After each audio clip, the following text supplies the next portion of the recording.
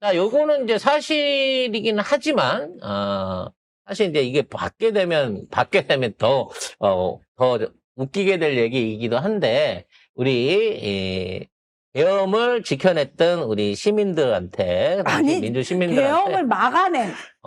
계엄을 막아낸 대한민국을 지켜낸 민주 시민들한테 노벨 평화상 추천이 이루어졌다고 합니다. 물론 추천만 된 거지 수상이 유력한 건 아니에요, 여러분. 이게 사실 후보 추천은 아무나 할 수 있는 게 아니고요. 일단 정치인들, 그러니까 의원급의 정치인들이나 굉장히 어느 정도 급이 인정된 사람들만 추천서를 쓸 수 있어요. 자, 그런데 김의영 서울대 교수 및 세계정치학회, 유럽정치학회, 남미정치학회 전현직 회장 등 국내외 정치학회 석학들이 불법 계엄을 막아낸 대한민국 시민 전체를 세계사에 유례없는 민주주의 위기를 평화적인 방식으로 극복한 공로를 인정해서 노벨위원회에 추천했다고 합니다.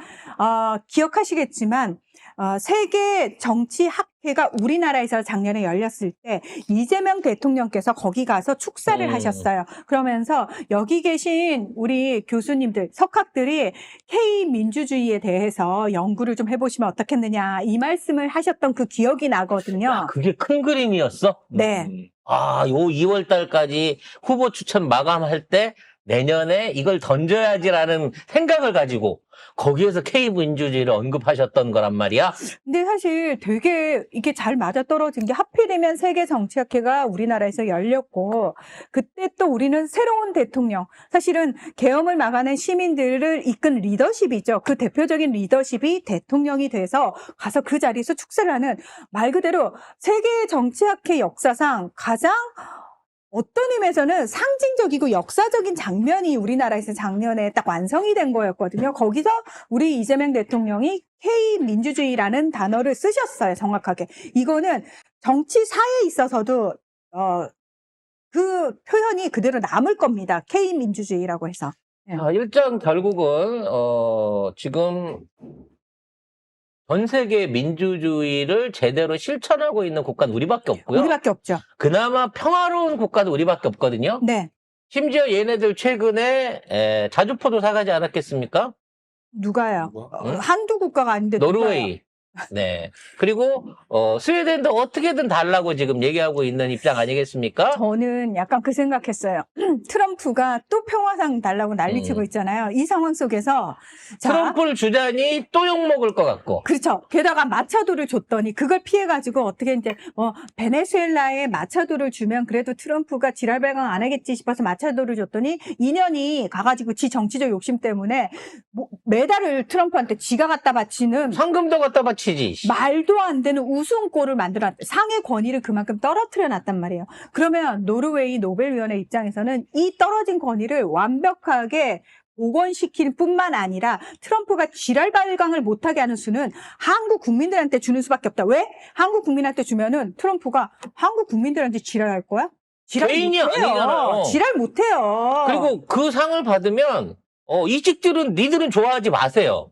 니들한테 준 거 아니니까요. 우리나라가 노벨 평화상을 공동 수상을 하더라도, 그러니까 그 당시에 민주 시민들이 공동 수상을 하게 되더라도 니들은 그거 가지고 어디 가서 생색내지 마세요. 니들은 그 상을 논할 가치가 없어. 니네들은 지금 우리가 이루어놓은 그 시민들이 이루어나는 민주공화국 안에 기생하고 있는 기생충이나 다름이 없어요. 지금 하는 짓을 보면. 제가 아까 욕을 했나요? 나는 기억이 안 나네. 마차도 인연이라고 했나요, 제가? 기억이 안 나네요. 마차도하고 인연이 있어서 그런 거니까요. 이해 부탁드리겠고. 아무튼 중요한 것은 이 수상이 이루어질지 안 이루어질지는 생각을 많이 해야 되겠죠. 쟤네들 입장에서도 트럼프가 또 달라고 지랄을 하면 눈치를 안 볼 수가 없겠습니다만은 중요한 건 이게 심의 돼서 올라가서 후보 안에서 유력한 후보군 중에 하나로 언급되는 것만으로도 전 세계의 민주주의의 종주국 내지는 가장 확실하게 민주주의를 실현하고 있는 국가가 대한민국이다라는 국가적 위상만큼은 제대로 올라갈 수 있을 것이라고 저는 장담을 합니다. 고우님이 노벨상 반대 운동 하겠네 그구들. 저는 그런 일이 벌어질 것 같아요. 이재명 대통령, 이재명 김대중 대통령 때도 정부 그러니까. 측에서 주지 말라고 그렇게 공식적으로 비공식적으로 항의를 했대잖아요. 그구들이 그렇게 편지를 많이 보냈대잖아요. 그래서 노벨위원회에서 충격받았대잖아요. 이런 일이 없었대잖아요. 자국의 전직 대통령한테 주는 노벨상은 주지 말라라고 하는 정말 역사상 제일 많은 편지가 왔대. 반대 편지가. 이런 민주주의의 어떤 그 증명을 하기 위해서는요, 죄와 벌에 대한 확실한 처벌과 제대로 된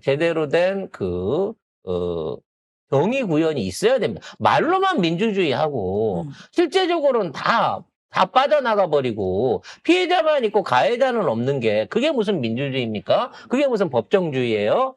그렇기 때문에 오늘 윤석열에 대한 선고는 반드시 유죄로 나오면 이제 무기한임을 사형이겠습니다만 유죄로 나와야 되고요. 전 국민의 70% 이상이 유죄로 나올 걸로 확신을 하고 있습니다. 하지만 지기현이 공소기각을 시킬 수도 있다. 라고 하는 일부의 의견도 있기 때문에 이걸 좀 지켜봐야 되는 거거든요. 여러분, 여기서 공소기각이 나온다고 하더라도 이제 결코 그것 때문에 화나거나 열받거나 그러지 마시죠. 이미 어느 정도 이 법조계에 있는 놈들이 하는 꼬라지들을 봤기 때문에 결국은 이걸 공소기각 시켜서 내란죄에 대한 무죄를 준다고 하면 결국은 사법부 자체가 스스로 관뚜껑에 못질을 하는 짓이 됩니다. 그리고 그렇다고 해서 윤석열이 풀려나는 건 아니에요. 다른 죄로 이미 구형을 받고 있는 상황이기 때문에.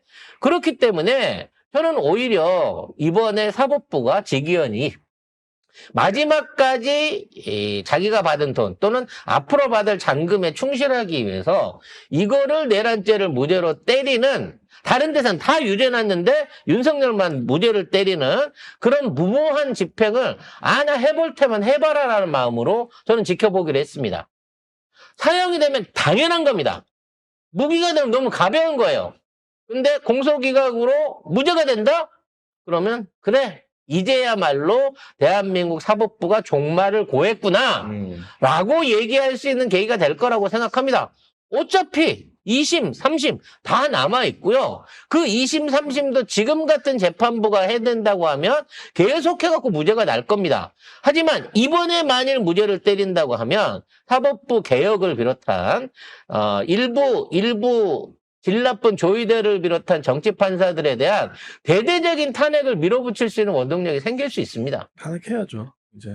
그렇기 때문에 혹시라도 진짜 안 그랬으면 좋겠지만 혹시라도 그런 말도 안 되는 판단이 나온다고 하더라도 여러분들 너무 열받거나 두려워하지 마세요. 오히려 더 좋은 슬퍼하지 기회다. 마십시오. 네, 좋은 이게 오히려 더 원동력이 될 수 있다라는 점에서 모든 일을 분노로 해결해서는 안 됩니다. 냉철한 이성으로 그에 맞춰서 그 다음 단계로 이것들의 죄를 한꺼풀 더 높이 씌워가지고 처벌할 수 있는 방안을 만들면 됩니다.